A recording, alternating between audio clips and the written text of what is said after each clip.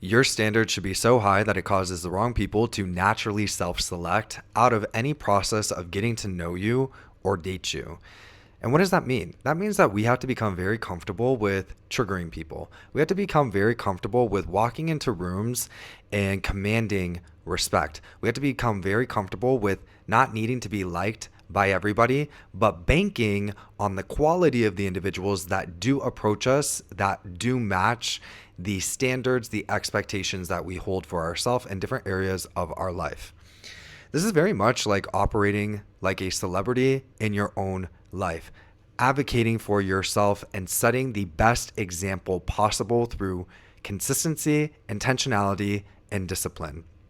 Now, am I talking about actually gaining fame and notoriety and having tabloids write about you? No, but I think there's something to learn from this in the sense that celebrities set an example that causes motion, right?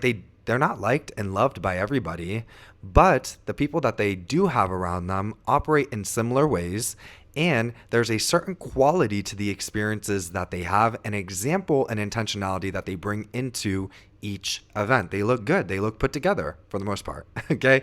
I know we're not gonna make a generalization here. I know that there are a lot of celebrities that have publicly gone through meltdowns and problems, but the point that I'm getting towards in this video is getting to the place where your standards are so offensive that the wrong people naturally leave, but those standards put you in the right places, in the right rooms, and at the right tables to actually get what you want out of life, which means that we need to stop focusing on quantity and focus more on quality. What is tied into this? You guys are going to notice in my community tab that I brought up a post about aesthetics. I'm going to put what I wrote in the comment section of this video so that you guys can look at it more closely. But essentially in that post, I was talking about how our personal aesthetic also sends a strong message. And when we look at celebrities, a lot of them are very into fashion. They're very into staying on top of trends, but they're into also dressing with intentionality. There's a time and place for everything. There's a message behind every single outfit they have. There's a level of congruency. So if you want better quality people within your life, that means we need to become more intentional with how we are presenting ourselves and the aesthetic that we have when we're going into new environments. I created a worksheet for you to follow surrounding this topic that is interactive in the sense that it gives you insight, right? So looking at environments that you have frequented to this point, how you have designed your personal aesthetic, and how people have approached you. What has your common experience been? Because we want to start to see the correlation between the identity we've been in, how we've been presenting ourselves, and the quality of individuals that's attracted to see, okay, this next level version of me, this leveled up celebrity version of me that goes into rooms, commands attention, gets what they want out of the dynamics they want within their life. What does that personal aesthetic look like for me, right? That's going to be different for everybody. You can create your own personalized leveled up aesthetic that doesn't have to be mainstream, but there's a level of intentionality to it. So identifying what is that identity that I'm stepping into, and what is that personal aesthetic? And when I actually embody this aesthetic, what type of response should I expect to receive from people? And that gives us a metric for learning. So as you are going on this journey of establishing a new identity and really building yourself up in a multitude of ways, you're now going to have metrics to see, okay, when I go into environments as this version of myself and in this aesthetic, people are responding to me this way. So I am actually embodying and creating the results I really want to experience. It's a visible, measurable metric that I can see. I did this, I embodied this, I got this result. When I embody this version of myself, when I present myself this way, this is the quality of individuals that approach me, and these are the results that I get, right? So we want to take all of this stuff out of the theoretical realm into actual application. But the last point that I want to stress here when it comes to this is this is not about just being looks based. There has to be an actual congruency in your identity, because we can all put on an act, we can all put on a costume, we can all put on an aesthetic. But if you truly want to be around higher quality individuals, that's going to come down to behaviors as well too. So we have to actually make sure we integrate our identity, which comes down to our daily routines as well, and different decisions that we're making.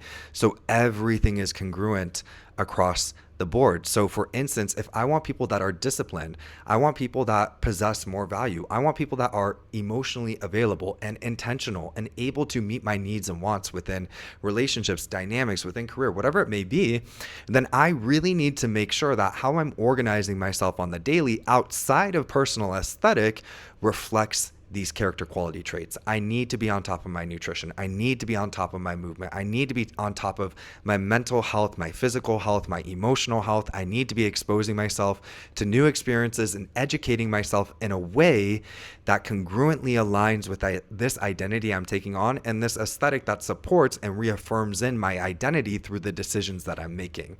When you can get those pieces in place, then we're not just going to be putting on a caricature of an identity and an aesthetic that we're trying to convince people of.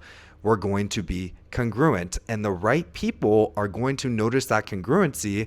They're going to see the level of intentionality and discipline that you place into yourself, and they're going to approach you in a more intentional, long-term investment way. So today's worksheet, again, goes over assessing yourself to put this into application. And again, in the comment section of this video, I'm going to put up what I wrote regarding personal aesthetic and having high relentless standards so that you can take a little bit of a deeper dive on what I was talking about on my community tab. The last thing I want to end this message on is be okay with triggering people. It is okay, and you should have high standards. And you want to really remember this.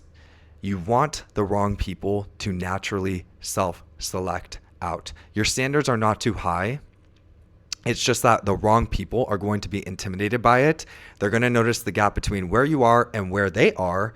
And instead of being able to fill that gap, they're going to pass judgment. This is very important to understand so that you don't get thrown off mentally and think, am I doing too much? Do I want too much? No, they just were not good enough. That's the reality. And, maybe some people might be offended by that. It's okay. Again, you're going to trigger the wrong people. You don't need to be liked by everybody. And lastly, remember, in order to create a life that you love, you must be the change.